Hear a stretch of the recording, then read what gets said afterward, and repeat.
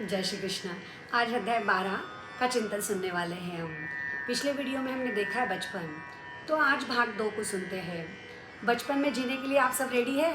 चलो तैयार है, ऐसा ही मान लेते हैं। अब बचपन में जीने के लिए केवल करना क्या है, मन और बुद्धि में बचपन वाली फीलिंग को उत्पन्न करना है। अब ये करना कैसे है, एक छोटे से उदाहरण के माध्यम से जानने की कोशिश करते हैं। जो कि हम सबको पता है, दूध, हम सबके घर में दूध आता है ना, अवश्य आता ही होगा। लेकिन जो दूध में ना मलाई, मक्खन, घी, दूध, दही, जो दूध से ना नज़र नहीं आता, ये करने पर नज़र आता है ना। कुछ इसकी प्रक्रिया होती है, प्रक्रिया द्वारा ये नज़र आता है। तो अब जैसे दूध में नज़र नहीं आता, उसी तरह यह बचपन शरीर में फिर से लाने के लिए ना कुछ प्रक्रिया करनी पड़ेगी, नज़र नहीं आएगा।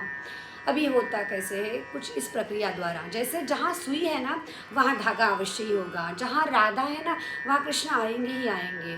जहाँ शरीर है ना, वहाँ जीवात्मा आएगा ही आएगा। जैसे ही जहाँ मन बुद्धि लग जाए, वहाँ जीव लग ही जाता है, क्योंकि जीव का कुछ स्वभाव ही ऐसा है। जहाँ मन बुद्धि लग जाए, वहाँ जीव स्वतः ही लग जाता है। अब जैसे हमने मान लिया दूध में घी नज़र नहीं आता, लेकिन दूध से ही घी निकला था, बस वैसे ही मानना है। शरीर से फिर से हम बचपन ला सकते हैं, बचपन वाली फीलिंग फिर से हम उत्पन्न कर सकते हैं, क्योंकि ये मानने मात्र से ही संभव हो सकता है।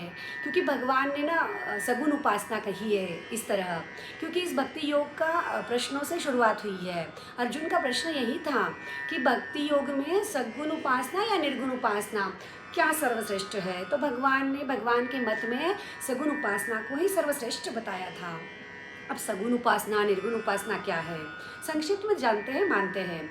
सगुण उपासना यानी भगवान के, परमात्मा के नाम रूप लीला धाम का आधार लेना होता है ना। जैसे इनका आधार लेने से, आश्रय लेने से ना हमारी इंद्रियां ना सरलता से, सहजता से इनमें लग जाती है।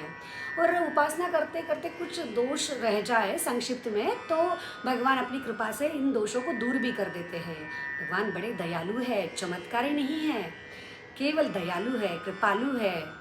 और अब ये निर्गुण उपासना क्या है, निर्गुण उपासना में कोई आकार आधार नहीं होता है, क्योंकि ना साधक अपने बल, अपने सामर्थ्य को ही अपना मानता है, और उसे लगता है कि बस उसी को महत्व देना ज़रूरी है, और उस पर महत्व देकर ही वो कार्य करता है। कार्य सफल होते हैं, लेकिन सफलता में कुछ कठिनाइयाँ आने की संभावना होती है, और उनकी इंद्रियाँ भी सरलता से, सहजता से नहीं लगती है, क्योंकि वो इंद्रियों को भी अहमता ममता से ही, स्वतः की ऐसे ही समझते हैं, मानते हैं। तो इसमें ना उनको त्याग करने में बड़ी कठिनाइयाँ आती है। तो अब ये संभव असंभव हम कुछ शरीर और शरीरी के माध्यम से जानने की, मानने की कोशिश करते हैं। अब ये मनुष्य शरीर जो है ना, इस शरीर की सारी इंद्रियाँ, शरीर की सुंदरता से हमें प्रेम हो जाता है। शरीरी से प्रेम नहीं होता है, शरीर को अपना मान लेते हैं, शरीरी को अपना नहीं मानते हैं। और इस शरीर से ना कुछ भाग बाहर भी निकलता है, जैसे मूत्र, कफ आदि बाहर निकलते हैं। कुछ कारणवश हमारी साथ दुर्घटना हो जाए, अपघात हो जाए, होना नहीं चाहिए लेकिन हो गया, मानो हो गया, तो हमारी कुछ इस अपघात में इंद्रियां चली जाती है, कुछ सुंदरता खो जाती है, तो हमें बड़ा दुख होता है। दुख क्यों होता है? क्योंकि हमने हमारी मान ली थी, हमने उनसे लगाव हो गया था, उनसे प्रेम हो गया था। अब मानो जो शरीर से बाहर भाग निकलता था, मूत्र, कफ आदि, वो कभी नहीं निकला, तो डॉक्टर की सहायता से, औषधि सेवन से वो निकलने पर ना बड़ी शांति मिलती है। जो ऐसे ही कुछ शरीर के रोग विकार है ना, ये भाग जो है। तो अब शरीर और शरीरी का राज हम ना आगे की भाग 3 में जानेंगे अवश्य ही। तब तक के लिए जय श्री कृष्ण।